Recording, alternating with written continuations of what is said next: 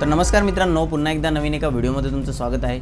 मित्रांनो, आजच्या व्हिडिओच्या माध्यमातून आपण आरटीचा जो फॉर्म आहे त्या संदर्भात काही माहिती पाहणार आहोत। मित्रांनो, जर तुम्ही आरटीच्या अंतर्गत फॉर्म भरला असेल ॲडमिशन घेण्यासाठी किंवा तुम्हाला भरायचं असेल, तर ज्यांनी फॉर्म भरलेले मित्रांनो त्यांना माहिती असेल की एक अडचण तिथे येते आहे। एक नवीन जो रूल गव्हर्नमेंटच्या माध्यमातून म्हणजे राज्य शासनाच्या माध्यमातून जो आणण्यात आलेला होता आरटीमध्ये या वर्षासाठी, तो म्हणजे असा मित्रांनो की 1 किलोमीटरच्या अंतरावर जर तुम्हाला सरकारी शाळा भेटली, म्हणजे तुमच्या लोकेशन जे असतं घराचं लोकेशन तिथून जर 1 किलोमीटरच्या अंतरावर सरकारी शाळा असेल, तर मग तुम्हाला फक्त सरकारी शाळेतच ॲडमिशन घेता येणार आहे। कारण आरटीचा फॉर्म भरताना मग खाजगी ज्या शाळा आहेत त्या सिलेक्टच केल्या जात नाही आहे किंवा दिसत नाही आहे लिस्टमध्ये, आणि लिस्टमध्ये दिसत जरी असेल तरी त्या सिलेक्ट करता येत नाही, कारण नॉट अवेलेबल असा तिथे एक एरर येतो। मग मित्रांनो, यामुळे असं झालं आहे की जे पालक लोक आहेत त्यांच्या मनामध्ये एक प्रश्न निर्माण झाला आहे की मग आरटीचा फॉर्म भरण्याचा फायदा काय? जर कधी सरकारी शाळेतच ॲडमिशन घ्यायचं आहे तर मग आरटीचा फॉर्म भरायचा कशाला? कारण आता हा आरटीचा जो रूल असतो, आरटीचा जो नियम आहे तो असा आहे, म्हणजे केंद्र शासनाने 2009 साली हा कायदा पारित केलेला होता आरटीचा, राईट टू एज्युकेशन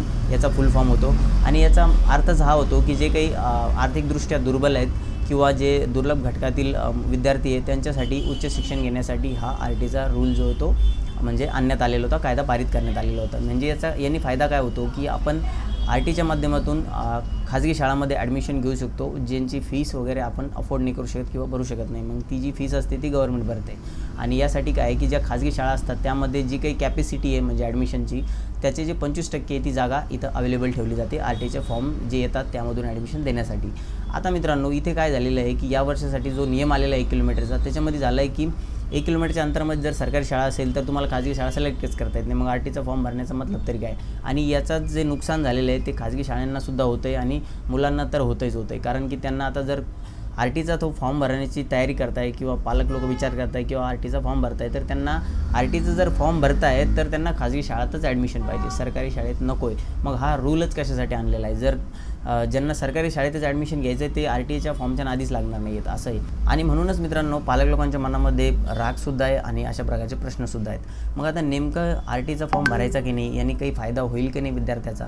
तर मित्रांनो, आता हा जो रूल आणलेला आहे राज्य शासनाने, याच्या अगेन्स्टमध्ये एक याचिका दाखल करण्यात आलेली हायकोर्टामध्ये। वैभव येडके नावाचे ॲडव्होकेट आहेत, त्यांच्यामार्फत ही याचिका दाखल करण्यात आलेली आहे, आणि याची जी सुनावणी आहे ती 8 मेला होणार आहे। म्हणजे येणारी जो 8 तारीख आहे त्या 8 तारखेला याबद्दल सुनावणी होणार आहे। म्हणजेच राज्य शासनाला इथं हे सांगायचं आहे की हा रूल आणल्याने कोर्टामध्ये हे सिद्ध करावं लागेल त्यांना की हा रूल आणल्याने नेमकं विद्यार्थ्यांचा काय फायदा होणार आहे, आरटीच्या माध्यमातून जे विद्यार्थी फॉर्म भरतात त्यांचा नेमकं या रूलनी काय फायदा होणार आहे हे त्यांना इथे स्पष्ट करायचं आहे। मग आता याच्यावर जेव्हा सुनावणी होईल 8 तारखेला तेव्हाच आपल्याला ही गोष्टी क्लिअर होणार आहे। मग आता हे नेमकं जो कायदा आहे ह्यो स्थगित करण्यात येतो, म्हणजे याच्यावरती आता स्टे येतो की पुन्हा हा कंटिन्यूज राहतो, हे आपल्याला बघता येणार आहे 8 तारखेला। म्हणजे 8 तारखेनंतर जर या रूलवरती स्टे आला तर मग नेमकं काय बदल होतील? कारण आता अजून मनामध्ये प्रश्न असे येतात की ज्यांनी फॉर्म भरलेले त्यांचं काय? कारण त्यांना तर खाजगी शाळा सिलेक्टच करता नाही आल्या, मग त्यांचा फॉर्म त्यांना डिलीट करून पुन्हा भरायचा आहे का? तिथं एडिट करायचं ऑप्शन येतील का? तर हे सुद्धा आता सध्या तर काही स्पष्ट नाही आहे, पण मला तर असं वाटतं आहे की आपण फॉर्म भरले पाहिजेत, कारण की ही जेव्हा सुनावणी होईल 8 तारखेला तेव्हा काही ना काहीतरी याबद्दल निकाल येईलच, आणि एकतर हा जो कायदा आहे कंटिन्यू राहील, ते राज्य शासन इथं स्पष्ट करणार नेमकं की काय फायदा होऊ शकतो विद्यार्थ्यांचा, काही ना काही फायदा यामागं त्यांनी विचार केला असेल याचा, म्हणूनच या प्रकारचा नियम आणण्यात आलेला असेल असंही असू शकतं, किंवा मग यामध्ये सरकारचाही काही फायदा असेल, काही जास्त नुकसान होत असेल ते कमी करण्याचाही काही इथं यांनी विचार केलेला असेल, असंही काही असू शकतं। म्हणजे काय आहे, आपल्याला 8 तारखेनंतरच स्पष्ट होणार आहे। म्हणजे आपण काय करायला पाहिजे, फॉर्म भरायला पाहिजे, आणि 8 तारखेनंतर जर या गोष्टीवर स्टे आला तर मग आपल्याला एडिट तर करता येईल फॉर्म असं वाटतं आहे। डिलीट करायचा बहुतेक तरी गरज पडणार नाही, आणि जर पडली पण तर तुम्ही डिलीट करून पुन्हा फॉर्म भरा, पण त्याआधी तुम्हाला एक चान्स भेटतो, जर फॉर्म भरून ठेवला तर एडिट करण्याचं ऑप्शन आलं तर तेही एक चांगलं होऊ शकतं। आणि मला तर इथं काय वाटतं मित्रांनो की सरकारने काय केलेलं असणार आहे की जे आरटीच्या अंतर्गत फॉर्म भरून ॲडमिशन घेतले जातात त्याची एकतर संख्या पण जास्त असते, आणि मग गव्हर्नमेंटला काय करायला लागतं, त्याच्यामागं फीस वगैरे जे असते, शिक्षणाचा जो खर्च आहे तो गव्हर्नमेंटला उचलावा लागतो। म्हणजे ज्या खाजगी शाळा असतात तिथं आपण ॲडमिशन घेतो आणि मग तिथला जो खर्च असतो तो गव्हर्नमेंट खाजगी शाळांना देते, त्यांचा जे काही शिक्षणाचा खर्च असेल तो मुलांचा।